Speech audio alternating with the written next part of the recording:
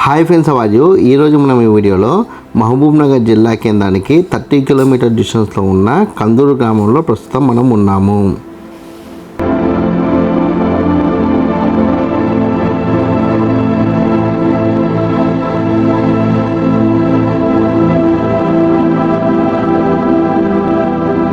మీరు ఇప్పుడు చూస్తున్న ప్రాంతము కందూరులోకి మనం ప్రవేశించిన తర్వాత ఏకశిలా గణపతి విగ్రహానికి వెనుక వైపు ఉన్న పర్వతం ఉన్న ప్రాంతం.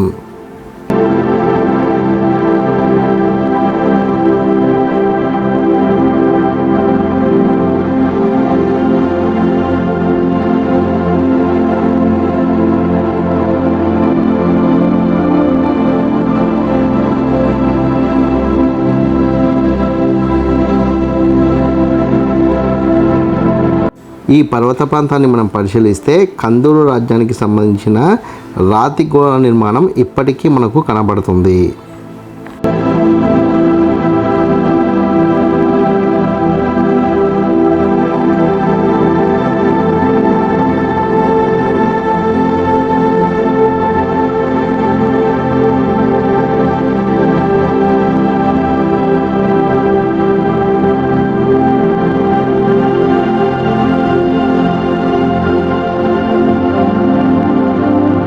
కందూరు రాజ్యంగా ఉన్న సమయంలో ఈ గుట్టని సైనిక స్థావరంగా వాడుకున్నట్లుగా మనకిక్కడున్న ఆనవాళ్ళ ద్వారా తెలుస్తుంది.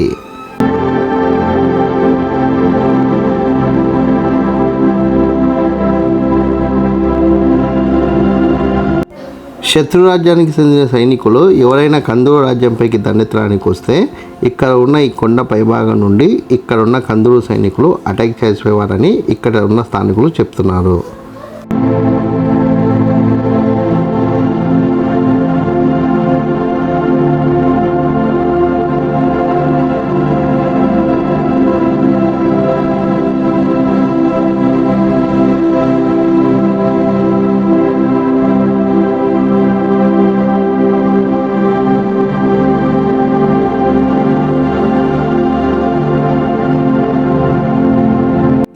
ఈ కొండపై భాగం నుండి మనము ముందు భాగానికి చూస్తే మనకి ఇక్కడ పోచమ్మ చెరువు కనబడుతుంది.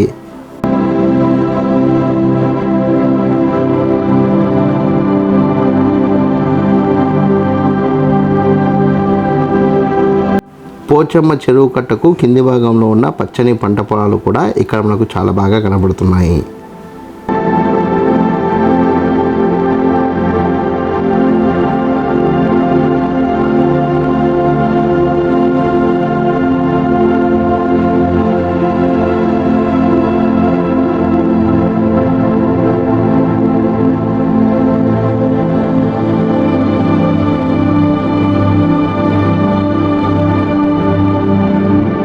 మీరు చూసిన ఈ కొండ పైభాగం నుండే అప్పటి సైనికులు ఉండి ఎవరైనా శత్రు సైనికులు ఇటువైపుగా వస్తే వారిపై దాడి చేసే ప్రయత్నం చేసేవారు.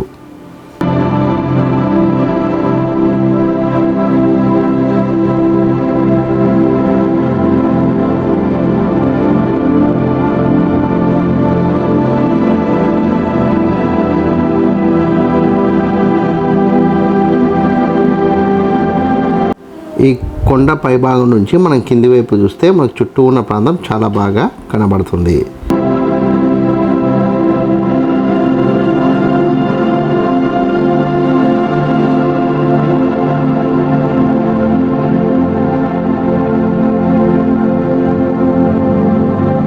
అప్పటి కాలం రాజులు మనం ప్రస్తుతం ఉన్న కొండ మీదుగా అటువైపు కనిపిస్తున్న మరో కొండని కలుపుతూ చెరువు కట్ట నిర్మించి నీటిని నిల్వ చేసే ప్రయత్నం చేసి చాలా వ్యూహాత్మకంగా పంటలు పండించుకునే ప్రయత్నం చేశారు.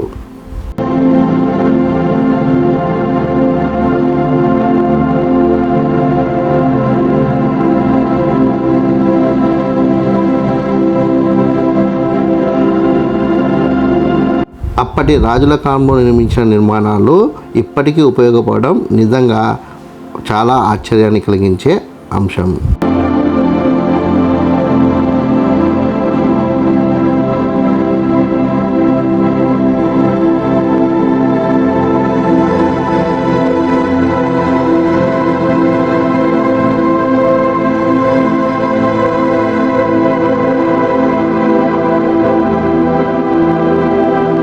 మనం కొండ ప్రాంతాన్ని దిగి కింది వైపుగా వస్తుంటే ఇది చెరువు కట్ట.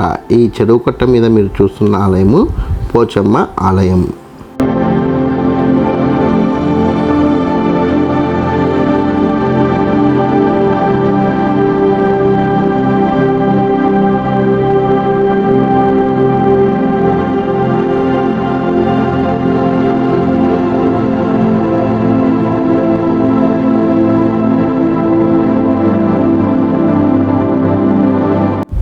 ఈ పోచమ్మ ఆలయంలో ఉన్న అమ్మవారిని మనం దర్శించుకునే ప్రయత్నం చేద్దాం.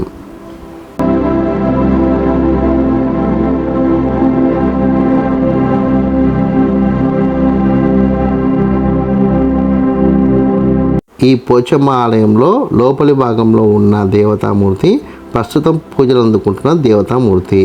బయటి భాగంలో ఉన్న దేవతామూర్తి పాత దేవతామూర్తిగా ఇక్కడి స్థానికులు అయితే చెప్పారు.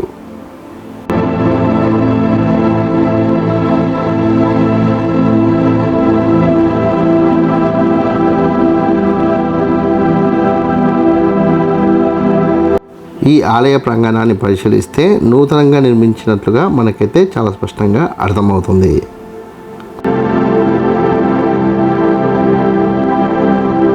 ఈ వీడియో కనుక మీకు నచ్చినట్లయితే లైక్ చేయండి, కామెంట్ చేయండి, షేర్ చేయండి. ఛానల్ని మటుకు ఖచ్చితంగా సబ్స్క్రైబ్ చేసుకోండి. జై హింద్, వందే మాతరం.